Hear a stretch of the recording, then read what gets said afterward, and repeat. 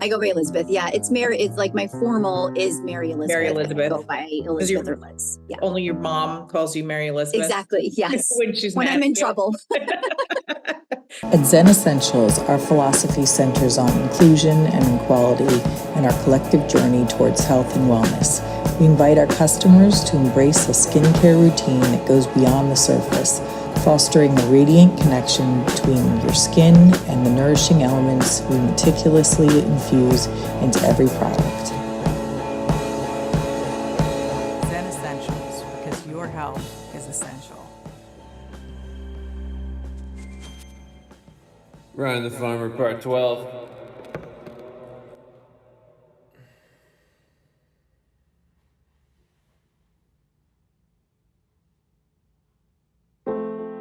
I'm your host, Dr. Alexis Hazen. I'm a board-certified plastic surgeon who specializes in breast surgery and gender-affirming surgery and cosmetic surgery. I'm in New York City for over 20 years and continue to learn and educate as an associate professor at NYU Langone. Please join me in our mission to discover Zen. Thank you for joining me on the Dr. Zen podcast. My guest tonight is Elizabeth Fino M.D., who is the director of the oocyte donation and third-party reproduction at NYU. And she's also the associate director of fellowship in reproductive endocrinology and infertility. So welcome. Thank you. It's so great to be here. It's so nice to have you. So I just thought we'd sort of start talking a little bit generically about how you became interested in reproductive issues. And then we'll talk a little bit about how you kind of have morphed that into helping trans and non-binary people navigate reproductive issues, because that's a very specialized field.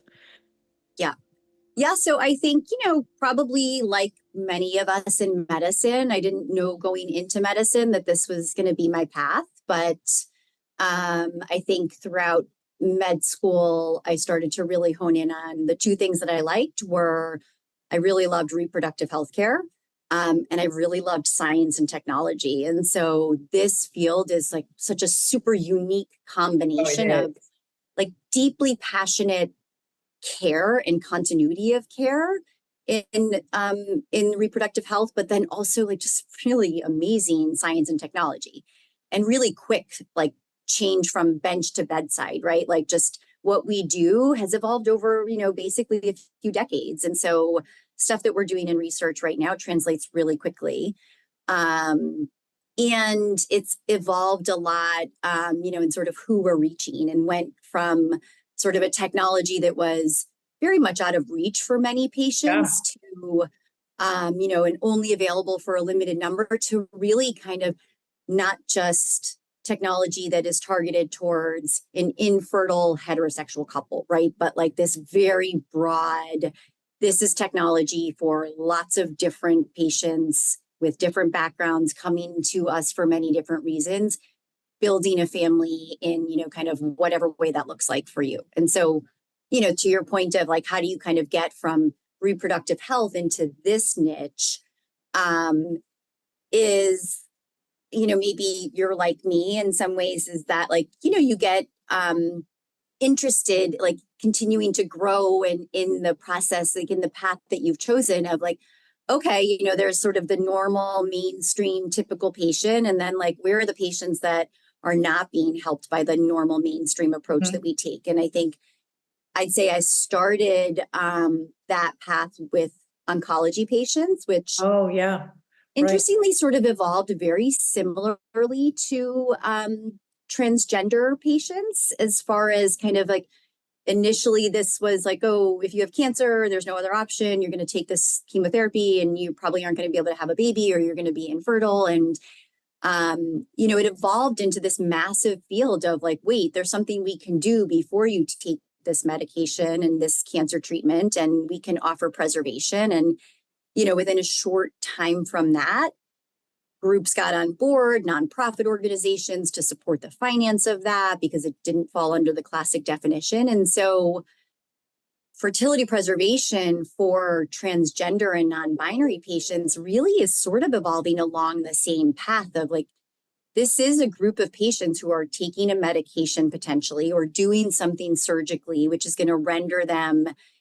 at higher risk of not being able to build a family, right? And so how can we step in and prevent that or provide options? And, eventually sort of also how can we make other people as far as insurance and politics see this as something that should be covered and treated and have lots of access to. So it's so interesting. I hadn't thought about oncology, how much that's changed, because, and if you look at like our professional careers, it wasn't really discussed, or really just on the fringe. So in other words, if you needed an oophorectomy, so removal of the ovaries for a cancer operation, there wasn't really discussion about, well, do you want to preserve fertility? Do you want to harvest eggs beforehand? But I think now you're so right. That is a conversation that is had with people who are of childbearing years.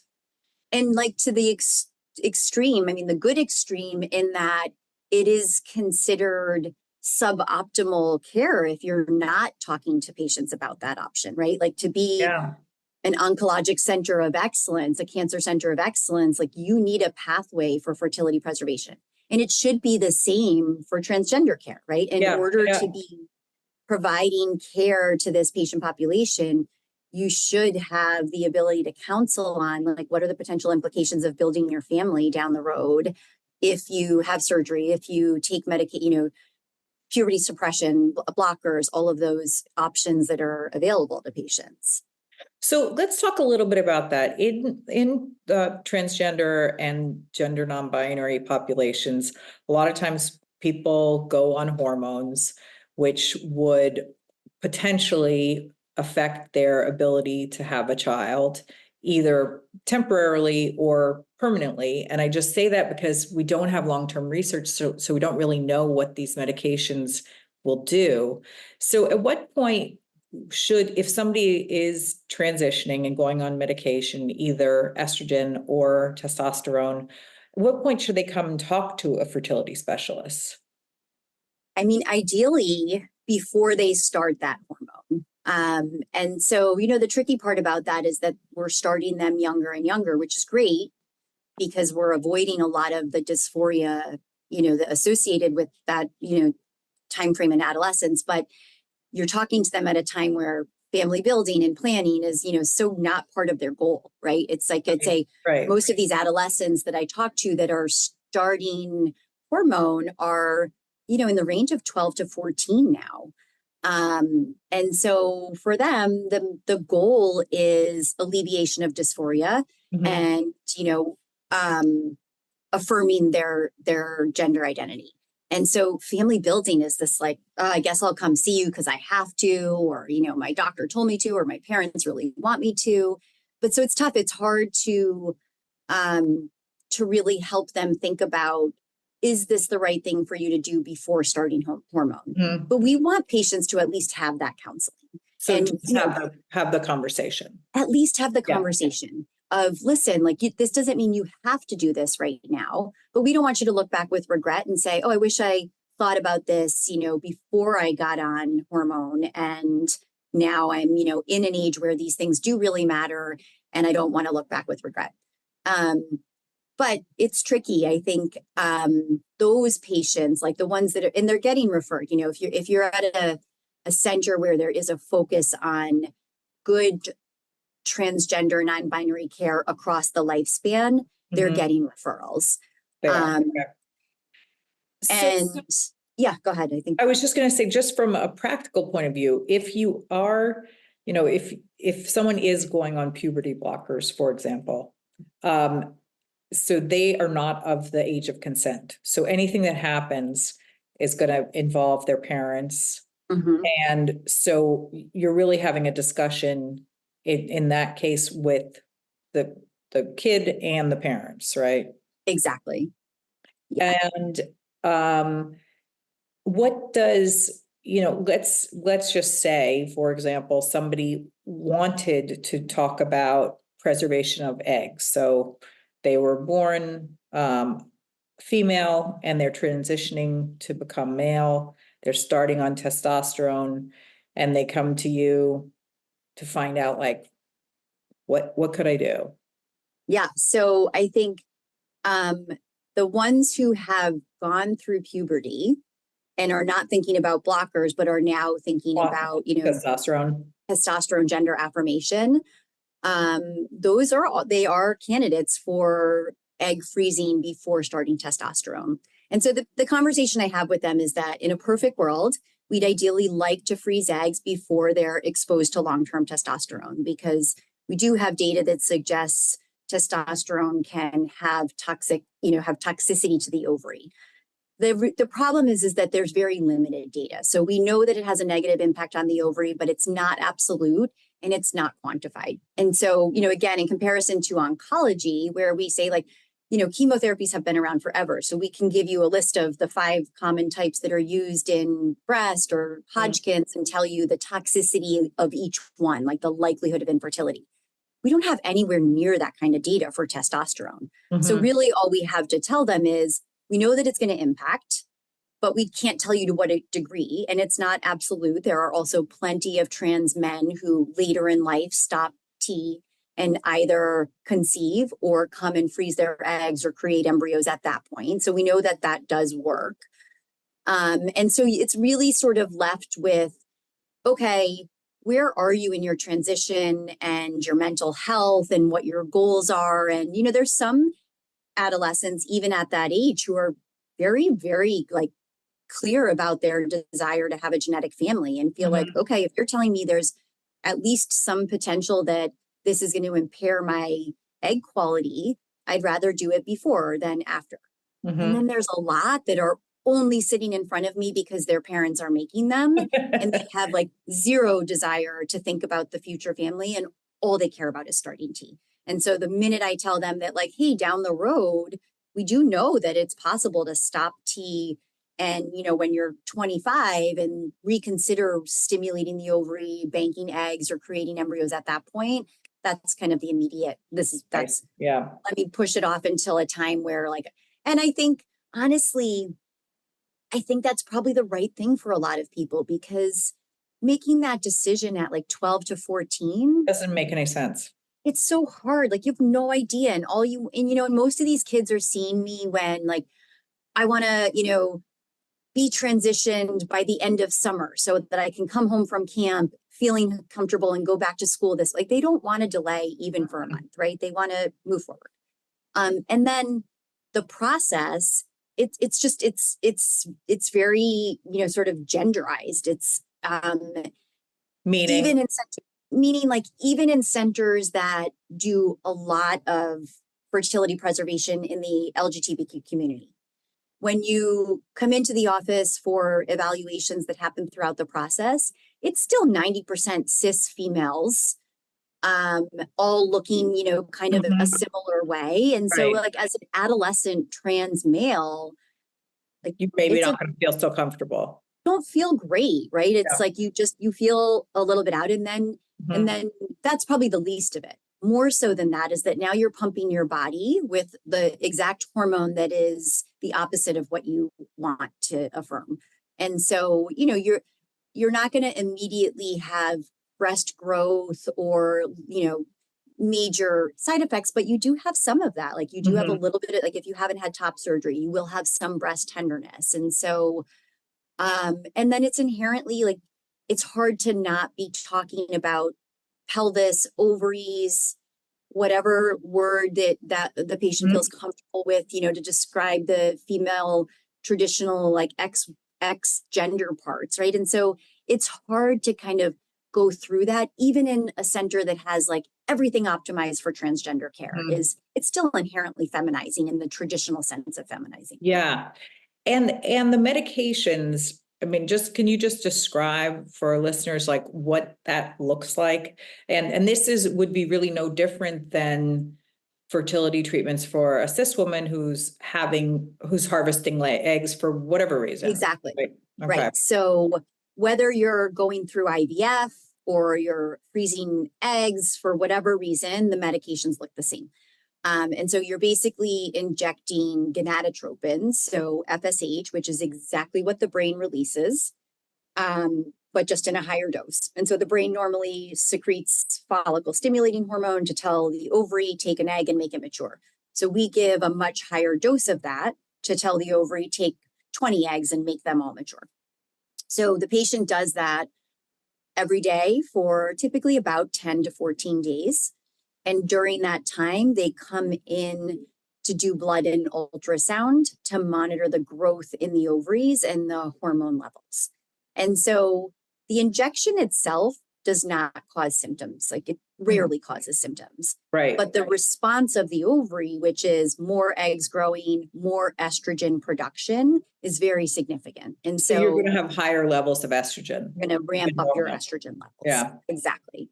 And that's where those secondary symptoms of that you might have some breast tenderness development. And so, especially for young kids that are binding, that can become pretty uncomfortable. Yeah.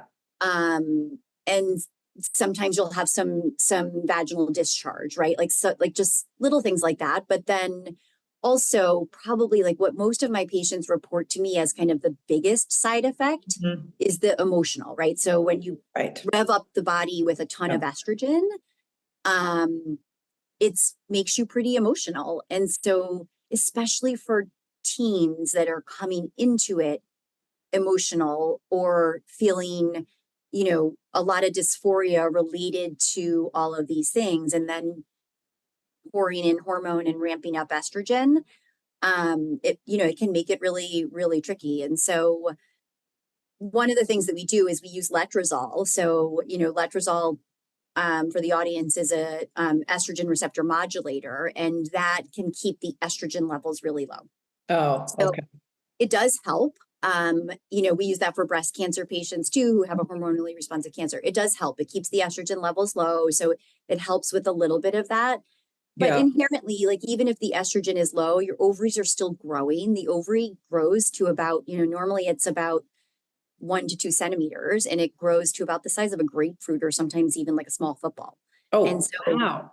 Yes, you're feeling just like so you're bloated. feeling bloated, and Yes, I mean, you're I think very aware of your pelvic organs, right? Which is in and of itself sort of, uncomfortable for many of these patients. I mean, I think everybody who goes through IVF, I've had a lot of friends go through it. They all just talk about the emotion, how emotional they felt, and how tearful, and how just kind of unhinged. So I would think if you don't like the way estrogen makes you feel baseline, and then it's that could be very difficult. And I think across the boards, I think you can sort of think about this for any patient. Is I always tell patients, it doesn't make you crazy necessarily.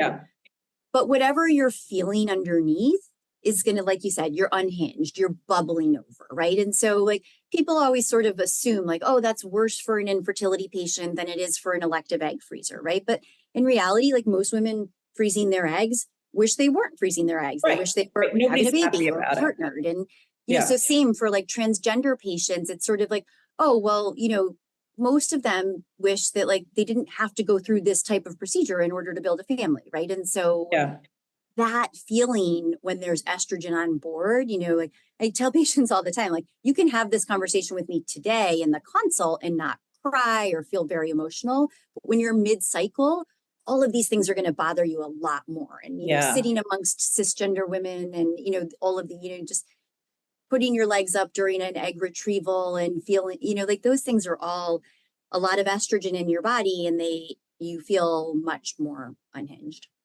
And I think that your point about why do I have to go through this? I think even though, yes, objectively, it's wonderful that this is a possibility. 25 years ago, this wasn't on the books as something that was offered to people and wasn't really done. Right.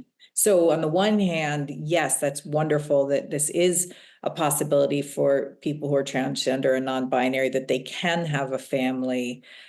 But there is I think there's, a feeling of why is this so? Why do I have to go through all of this?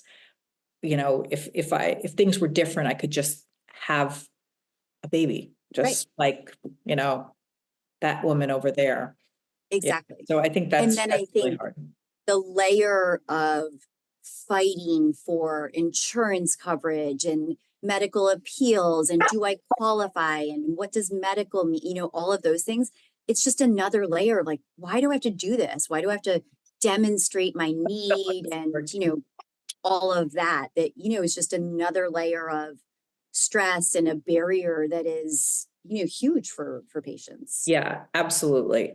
So you talked about the 10 to 14 days, and then you are monitoring patients, and then at some point you decide to do the retrieval. So you're looking for certain indicators. Yes. And so most of the monitoring, so normally you can see the ovaries a lot more clearly if you do a vaginal ultrasound. And so, for many patients, that's what we're doing. That's sort of the standard, but you don't actually have to do a vaginal ultrasound. And so that's really important for like the audience to know too, is that for most patients, you can do a transabdominal ultrasound. And so for me, like, And especially you're just mentioning that because it can be a little dysphoric for some patients to have a transvaginal ultrasound. Right. Like, everybody, and this is not even necessarily just for transgender, right? Like there's lots of virgins and who've never used the vagina for intercourse or for used tampons. And then especially for teenagers, right, is like, we don't really want to go probing into the vagina if we don't have to. And so that's like a huge fear for people is sometimes the single biggest thing that keeps them away is thinking that like you go on the internet and you read, oh my God, I'm gonna have to go in and do a ultrasound in my vagina every couple of days. And so the majority of patients, I don't even need to ever do an exam in the vagina. Like someone else is taking care of, they're like, someone's going to be taking care of your reproductive health at some point. Like for me, I need to know I can access the ovaries abdominally. And so I don't have to have these teens like get undressed and expose themselves. Like I'm going to look through your abdomen. And if we can see your ovaries, that's how we monitor. And then the only time we're going to have you get undressed and have a real vaginal pelvic exam is when you're sleeping under anesthesia for the egg retrieval. And so that's a really good point. It's huge, like a lot, whether it's teens or a lot of adult trans males are very fearful of that. Of like, I've had a pap smear and I don't want that experience. And so, it can be limiting. Like some patients, if you're heavy and have a lot of central adipose or fat tissue, that can make it more challenging to do abdominal. But for the most part, most patients, we can see what we need to see abdominally. And then you, when things look appropriate, then you do an egg retrieval, and that is under anesthesia? That's under anesthesia. So it's short. It takes about 10 to 12, 15 minutes, depending on the number of eggs. Both ovaries are retrieved. So when we stimulate, we're hoping that both grow eggs. And so it's, sort of moderate sedation, not intubated, breathing on your own, but deep enough that you're not going to feel or remember. And we don't do anything until the patient's sleeping. So, these are minor differences, but in a cisgender population, we're going to tell the patient, like, listen, we're going to first put your legs up to make sure you're comfortable and we're not pinching any nerves. And then we're going to put you to sleep. That's a little faster, right? That's sort of how things move. Yep, they're kind of helping you along. Yep. Exactly. In this population, I always tell them, like, we're not going to touch you until you're sleeping, right? You're going to come into the OR with your binder on, you're going to leave your OR gown on. And then when you're fully asleep, we're going to position your legs the way that we need to and access the pelvic organs. So, a lot of little things like that, I think, can alleviate fear and anxiety related to like, oh my God, I'm going to get in there and I'm going to have to put my legs up. Because again, if you just Google and say like, what happens in an IVF, a lot of people are going to say, oh, you go into this room and you put your legs up and this happens. And so there's a lot that we can do to make the experience easier and better. That are simple things, right? Yeah. I mean, that's so important. It's so important because, those fears really keep people away, and then they make the experience like terrible, basically. And you were saying that, and you do the egg retrieval, right? Mm-hmm. And we do the egg retrieval, yep. And so, again, it takes like 10 to 15 minutes. Then they wake up and go home, usually about an hour later. and how many eggs would you hope to get? It's super age dependent. In your 20s, it's about on average, maybe 15 to 25. In your mid 30s, it drops down to more like 15. And then at 40, it's older, or it's fewer. Yeah. Teens are pretty variable. So the reproductive access, like as it goes through puberty and is developing, it's not nearly as predictable as like once you hit 20. And so when you look at and it's also like, fairly limited data out there on the total, number of teenagers who have been stimulated, especially in the transgender population. And so, you would expect that like if a 20-year-old can make 20 eggs, that maybe a teen could make 25, but it's a little bit all over the place because the reproductive axis hasn't fully developed. And then if they were also on some sort of menstrual suppression, which many of them are, so really common would be like at 10 or 12, you get your first period, you go on menstrual suppression, and then you come see me before starting T. And so those patients are pretty suppressed. And in a population where it didn't matter, I would say, get off of the birth control pill for 3 months and let your body kind of wake up from that suppression, and then we'll do a cycle. But these patients, like, you don't want them getting periods for 3 months. And so the balance of like, okay, maybe we'll give it a month. And so that also contributes to variable egg numbers is, not always getting the peak number of, and similar to testosterone. So for patients who are already on T. Yeah, I wanted to talk about that. Yeah. So same idea. Take them off for a period of time, almost like a washout period, or what's the? But the truth is, we don't know. So the standard of care is that an egg goes from sort of 0 to 60, like sort of very dormant to readily available to ovulate. It takes about 3 months to do that. And so, the standard of care is sort of like anything that we think is going to impact the eggs or ovary, we should get it off for 3 months before we stimulate them.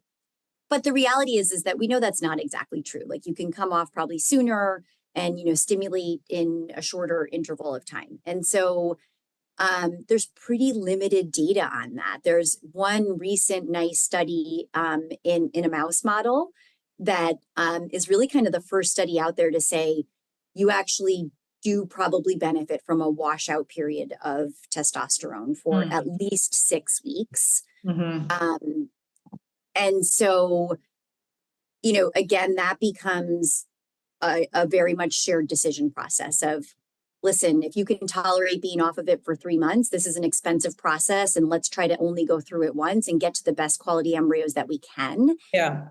But if you get off of it for a month and you're feeling emotional and unhealthy, like let's just initiate a cycle. And some people, I've had patients that stay on it up until the initiation of the cycle.